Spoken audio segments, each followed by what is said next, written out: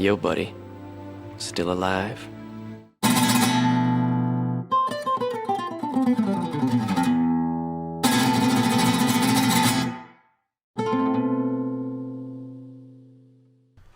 Hello viewers, this is Wolf here, and as you can see here, the ADFX-01 Morgan is finally available for pre-order.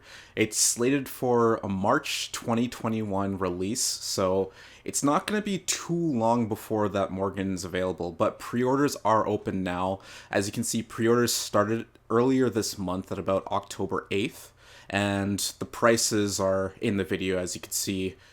So, of course, this is going to be produced by Kotobukiya, just like the rest of the Ace Combat model kits that have released recently.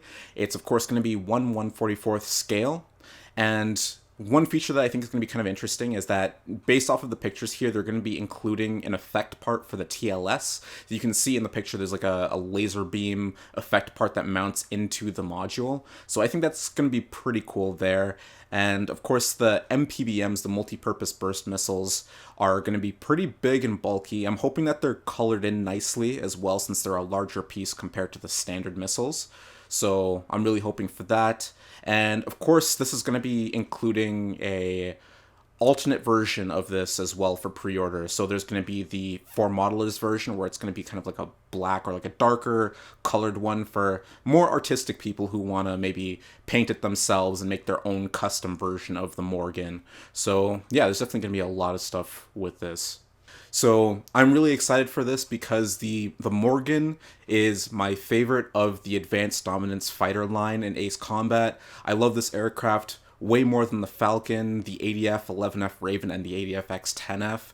This one, I just love it because of its design, how it just matches, or not matches, but how it combines contemporary and futuristic designs in a very beautiful package. And you can kind of see how the technology evolved from the Morgan into what we have with, you know, the Falcon and the other ADF aircraft.